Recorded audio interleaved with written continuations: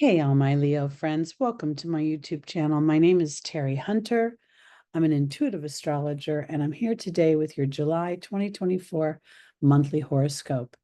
These horoscopes are based on whole sign Western astrology. So when I'm talking about Leo, I'm talking about Leo rising, dictating the landscape of the chart. This is also applicable to Leo sun and Leo moon. And if you have 3 or more personal planets in the sign of Leo, this is applicable to you as well. When I refer to a day and a time, it's based on the Pacific time zone, so please adjust for your location. The month starts off with a pretty tense aspect. We see an opposition between Mercury in Cancer. This is your 12th house, Leo, in an opposition to Pluto. And Pluto's been retrograding in your 7th house, and it's about to go back into your 6th house in just a wee bit. And this opposition here, to me, very much feels as if the Mercury rules our everyday activities, our everyday mind, the things that we think about, we speak about, the media that we absorb, the communications we interact with, the people, our roadways, anything moving like skateboards. And I mean, it's not just cars, it's skateboards, it's bicycles, it's escalators. And this opposition, I know I'm saying, kind of mundane things, but this opposition here in your 7th house very much makes me feel like there is a bit of an argument between a deeper part of yourself, the something that you require within your 7th house of peace and tranquility and harmony, not just in your partnerships, but in your interactions and with your hopes and your dreams and the things that you want. That's the Aquarian layover. And then we have this everyday activities that are pulling on you, the things and the responsibilities. The Cancer energy rules the mother, the healer, the nurturer, but it also kind of dictates an invisibility. And having it in your 12th house would even double down on that feeling invisible. And this may have you may have thoughts about, how other people are interacting with you, if they are making you feel valued. There's a lot going on in the chart this month that has to do with the monkey mind and Mercury's influence in that way. We see the 28 reduces down to a 10. Pluto's at a 1. The ones represent master number of thought. Whenever you see 1111 or you see 3 ones, or a series of ones, Spirit is saying to you, what are you thinking right now? Because your thoughts are manifesting. They're kicking in the divine laws of the universe. Now, this chart is riddled with ones for quite some time, but let's just point them out. So we saw our first 2. Now we see the one in the sun by the 10 degree. We go over to the nodes. They are at 11 degrees. We see Neptune at 29 degrees, which reduces down to an 11. And we see Saturn at 19 degrees, which reduces down to a 10. This is going to go on and on throughout the month. You'll see this theme where Spirit is saying, what are you thinking right now? Again, be mindful, because Leo, this is a time that Pluto offers you great transformation and, a rebirth. But part of it is your willingness to be brave. And that might not always be so easy. And here there could potentially be Mercury and the everyday activities that you interact with feels like it's getting in your way, but it's more your mind telling you that than it really has to be. There's that possibility. I also want to point out that both Venus and the Sun are going to come into this opposition with Pluto throughout the month. So Mercury is going to establish the theme, and that theme is thought and speech and the self-talk. Little subtleties like, I need to do this, or I should do that, or I must, I have to. Those words are very restrictive and tethering to an old story. So Pluto is begging for an awareness of those kinds of words and asking for expansion beyond them. And that's very much dictated in Jupiter being in Gemini, where we're going to expand our awareness of our everyday thoughts. I think that's one of the benefits that's going on there. Gemini happens to be your 11th house of hopes and dreams. Let's go on to the 2nd, where we're going to see Neptune is starting its retrograde. in its domicile of Pisces. Pisces is your 8th house of transformation and other people's money and ultimately power and control. That's what when I look at and I break down all the things that the 8th house can represent, there is a sense of other people having power and control over me through something within the physical world that I either need, require, or don't think I can create for myself. So this is going to be further of an illumination of that. There's also this background where Saturn has been saying to everybody as it's been going through Pisces to offering, like, rooting in your spiritual beliefs, understanding the divine laws of the universe are not just pie in the sky hopes and wishes, but actual tools for manifestation. And the first one that we all get to think about and get to reveal within our own lives is the number ones that are telling us what you think is manifesting. Now we see Venus is at 19 degrees, so she's making a positive aspect over here to Saturn. They've had a conversation months ago about structure, and now they're having another kind of, interaction about really how are you nurturing your thoughts? How are you allowing your thoughts to stretch past your story and into something much more aligned to what you want? And Mars, while Mars is in detriment in Taurus, Mars is sort of going through, I think of it as like going through a forest, going through some dense foliage. Mars has to slow down and like listen, to the sounds of nature in order to move through this density with more prowess. And so that's why Mars has to slow down, and it feels a little bit challenging. When a planet is in detriment, it's in its furthest place from home. We also see that Jupiter is technically in detriment, but I think that Jupiter is a foreign traveler. Jupiter loves to go to new lands and discover things. And here, Jupiter is discovering more about the human structure of the mind and how it really works on its own. It's like on automatic pilot. And every once in a while, we come in and we think we're having a thought, but most of it's on default. So when we become unaware that our thoughts are things, and that the default will be there, and the default is usually some sort of lack, scarcity, or fear, then we can make a conscious decision to invite in a new thought. Just at this time, we see the moon is at 1 degree. The sun is now at 11 degrees. The nodes continue to be at 11 degrees, and so on. There's this theme going on. And we're only at the second day of the month. It's pretty fabulous.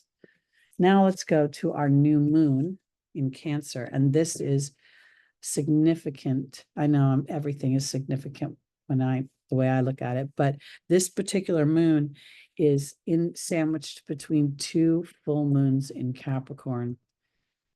And, this is literally lighting up the axis of your health, meaning the 12th and the 6th house, because Cancer is your 12th house and Capricorn is your 6th house. And I think this is mental health, meaning what your thoughts are every day, Leo. What permissions do you give yourself to see possibilities, to stretch yourself?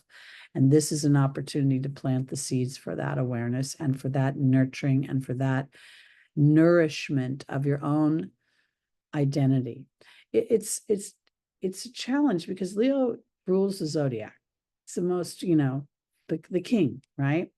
And at the same time, it rules the heart and the spine. And we sort of infer, because often people will say Leos are so big, but it's the opposite. Leo is actually very unsure sometimes of themselves. And sometimes the bigness is a mask of that. And sometimes they don't allow themselves to be big at all, depending upon the chart.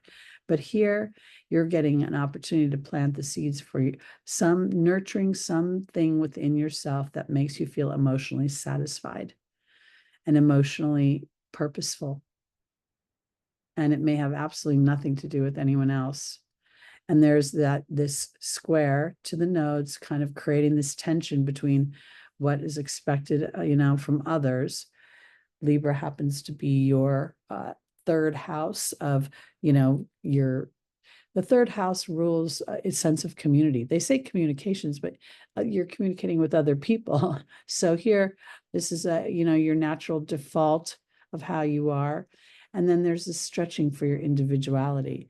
They're up in your ninth house for new beliefs about what is possible and how you can express yourself. And in business also, there's that potential, because the ninth house rules publishing, branding. I think it rules, internet content creators these days, people who express themselves individually, but can reach the whole world. And then we see Saturn offering this favorable aspect, like almost a feeling of the more you put that structure into your Piscean energy and you go into your be, do, have. What is my being energy, Leo, when I endeavor something? What do I believe about it?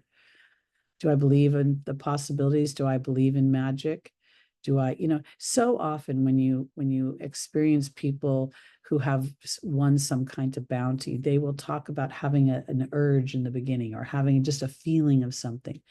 And I watch these dumb lottery shows and I hear that often. And I always think that's spirit nudging them, go buy that ticket, go buy that ticket. So this to me is an opportunity to plant the seeds, to trust that sound within you and to really start to root in a substantial way, being enduring, taking the time every day on some level to connect with your team, tell them your wants and your desires, how you want to express yourself, and then see the kind of magic that they can produce for you. I think that's so powerful. Okay, let's go now, Leo, to the 11th. Now, Venus is going to be in an exact opposition to Pluto. We would have been feeling this for a while. And she's about to enter your first house. And, this to me, there's a couple of things going on, because this could be a lot of fun coming up, a lot of opportunities. But on a soul level, which is what my channel is about, you could have a lot of thoughts about how you express your Venusian energy and how your partnerships or your seventh house energy opposes that idea, that opportunity, that dream. And I think that Pluto is really kind of pushing on you, Leo, to say, really, you don't think you can do this? You think I'm in the way? I'm not in the way. I'm just this little planet, just reminding you that maybe your fear is in your way, or maybe your trepidation, or maybe you can't see the exact outcome of how it'll play out. We have a growing, again, we've got the trine up in your 10th house to, I don't know if I said again, I'm sorry, I've been doing a lot of videos, but here's the trine to Uranus, liberation in your 10th house. There's a sextile to Neptune. This is a long transit. This one, between the sextile between Pluto and Neptune, is going to go on for over a decade. Neptune is making a sextile to Uranus, and that's going to go on for probably 4 or 5 years as they change signs. And then there's the trine here to Pluto. So this is playing around like, imagine you walk into the market, right? And you're shopping, but over the overhead speaker is some music, that's what's going on. And there's an urging for your individuality. And again, to use your spiritual tools, to sit in meditation. And if you can't sit in meditation while you're in the shower, Neptune, water, declare your intentions and talk to your people, your guides. I think this is going to be really powerful, because I think there's going to be a big push to want to individualize and use your talents, but you're scared somehow. And the sun, which is going to represent how you shine your light out into the world, is going to come into this opposition in no short order. But before it does, we're going to see on the 15th, Mars and Uranus in an exact conjunction. This is pretty powerful stuff here. The Mars has not been in Gemini for, I know it's in Taurus right now, but Mars has not been in Gemini for 2 years. And as Mars goes through your 10th house of career, it's going to give you an opportunity to display a new and renewed version of yourself. These two planets want change. They want a new adventure. They want to display a new part of themselves, and they're taking no prisoners in wanting that. People who are living just, day to day may find this to be a day where people blow up and get really angry, There could be arguments. There could be arguments in the workplace. There could be public fights. But those that are standing in awareness could use this as a very liberating force, knowing that Mars is going to go back into Gemini, which is the 11th house for you of social groups, causes, your hopes and your dreams, and make you brave, and also have you. There's an awareness. When Mars was in Gemini last 2 years ago, it spent 7 months between retrogrades learning how it interacted with others, how Mars speaks, how Mars, it can be harsh and brash and even angry. And I'm pretty sure it wasn't working for Mars very well. So now Mars gets to go back into this sign and revisit that energy with renewed eyes. The eyes that Mars learned as it was going through the zodiac a whole, new way. And then ultimately walking through the forest of Taurus and learning how to listen to the sounds of nature as signals for what is dangerous ahead, or what is opportunities, or where there might be water. These are all metaphors, because as Mars moves into your 11th house, it's going to offer some big expansion. Part of it is going to require bravery on your part, to use your heart and your courage to put yourself sort of in the ring, in the Colosseum, as they say. Okay, let's go to the 20th. I'm going to move back to 12 o'clock. Should have done that earlier. And okay, so here now we see, I shouldn't have. Sorry, Leo. Let me go back to 4. Okay, we see that Mars is entered Gemini and making an exact trine to Pluto, and the sextile now to Neptune. This is so rich with opportunity, long-term, built-in, forever transformation. Now, these planets on a mundane level can be painful, erosive, feeling loss. But on another level, they can be used very powerfully to liberate, to reconcile, to empower. And I know I see the square here between Uranus and Mercury. And again, there's sort of that weird haunting monkey mind thing going on. And at the time that we're looking at this, look, the sun is at 28 degrees. I just laugh with the ones. I can't even tell you how much I think that's no joke. No, and then look, Venus is at 11 degrees. Absolutely, Spirit is giving us messages to be mindful of what we're thinking, and not to criticize, not to judge, not to try to push down negativity, just a point of awareness. And through that, there's opportunity for other awarenesses. So again, powerful, powerful times.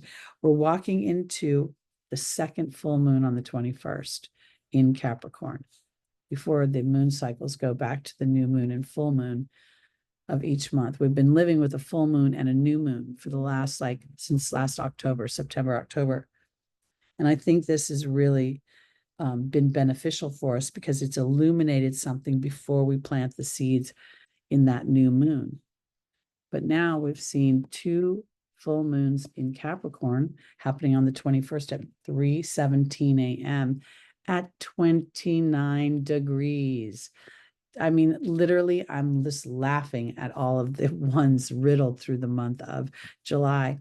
And this one is conjunct Pluto, really breaking up some old fears, depression, restrictions, government authorities, stuff that's just not working anymore. And it's on an emotional level. It's not, we may see it play out in the media, in the world stage on some level, but it's definitely an interior job, because everything that happens with Pluto is a deep psychological something. And usually it's some sort of power and control that something else has over me. And so we're going to see an illumination of that, and an opportunity to use that illumination as the next inspired step forward. I can't help but laugh. Venus here is at that 11 degrees. She was yesterday, but she's here just hanging out, wants to be in those last 11 degrees, 58 minutes during the moon, so that we can accentuate and punch home that be mindful of what you're thinking. This is so amazing to me. Okay, So now let's go to the 22nd, when the sun will enter Leo and have its opposition with Pluto. Now we're feeling it obviously during this full moon, but when we go to that 0 degree, that's a pure start. It's a purity in the energy. So the 29th degree during the full moon was illuminating how Leo is self-care. How are you nurturing what you want? Are you still harboring fears or resentments from yesteryear that's held you back? Are you doing the crab crawl, and sidestepping your own brilliance? And now the sun moves in and is being asked, will you shine your light? Will you allow your vitality to the sun rules Leo. So for a couple of days at the end of the month, we have 3 planets there offering us some fun. None of them are crawling up each other. So they're giving us a little space. And in that space, I get to determine, how am I thinking? How am I being brave? And how am I shining my light? 27 degrees is the Gemini degree. Mercury is all about thinking, thoughts, analysis. Venus is at the 13th degree. That's the brave energy of Mars. And Mars is making a sextile. I'm sorry, Venus is making a sextile to Jupiter. So this is really an illumination of, you know what, I want the things that I want. I really do. I want them. And you won't be able to see how they come. Leo, you're not supposed to see them with your eyes. You're supposed to feel them with your heart. And this square and a half won't be so hard on you. But, sometimes we are just mere mortals, aren't we? Just mere mortals. It's not easy being mortal. All right, let's go to the 26th. Mercury will enter its domicile of Virgo. It's your 2nd house. And this could be where you're really starting to feel a little bit practical about money. Money, feeling a little bit like, oh God. And I say that because we see Mercury has some challenging aspects to Pluto. There's a quincunx, it's a blind spot. And there's Neptune right here. Virgo represents work, everyday work. The 2nd house represents money. We see the square to individuality here in your 10th and 11th house. And again, this is where the monkey mind starts to take over. So you spend the whole month being aware of your thoughts and your things, and you think you're doing pretty good. And then all of a sudden, next thing you know, Mercury changes signs, and the reality sets in, practicality sets in. Oh no, what am I going to do? And this is where you re-engage your spiritual tools. And you thank you, Spirit, for bringing all my resources to me. Thank you for getting all my bills paid with a bunch left over. Whatever it is to open up the stage for your abundance, so that you can open up the stage for your actual expression of yourself and enjoying that. Venus is having a little bit of a moment here with Saturn. She's not quite seeing where the money's going to come from either. We've got the 18th degree is the Virgo degree. And in your 1st house, it could be that I can't follow my dreams because my dreams don't make me any money. But at the same time, Saturn's been asking all along, it's not about what you build materially just now. It's about what you build emotionally and spiritually right now that will support you in the future. Super important stuff. Super. All right, let's take a gander at the last day of the month. And we see that, the thing that's nice about the last day of the month is that the planets are kind of dispersed. Mars is about to come into a conjunction with Jupiter, but they're not quite there yet. And this would be a cautionary tale as well, because this could be fights in the neighborhood that blow up over beliefs. When I look at that conjunction, I think about the United States political environment right now. I get a little concerned. People pulling other people's signs off their lawns and things like that. I shouldn't laugh, but I think it's a nervous laughter. So I apologize for that. But and Jupiter is in square with Saturn. So there could be some stuff going on. And on a world stage, this is your 11th house. So you could, be mindful on the internet of engaging in any forums that might be inflammatory just for your own sake. But for the most part, the planets are pretty much dispersed. Mercury's strong in its domicile. Venus does enjoy being in Leo. She really gets playful there. I think Pluto is, while Pluto's been making its aspects, Pluto is really, his main tagline is, are you coming from your heart? Are you coming from their deepest truth? Or somehow are you playing to somebody else's game? And as long as you're playing to somebody else's game and giving away your power, now there's nothing wrong with collaboration and cooperation and, putting your heads together. But when you diminish yourself, that's when it starts to get a little Pluto gets a little rough there. So, all right, everybody. Thank you, my Leos, for listening. I appreciate you all. Thank you for liking and subscribing and commenting and sharing. And I will be back in August with your monthlies. Again, my name is Teri Hunter. I'm an intuitive astrologer, and I am available for readings if you'd like to book one. My information is below in the description. I'll see you in August.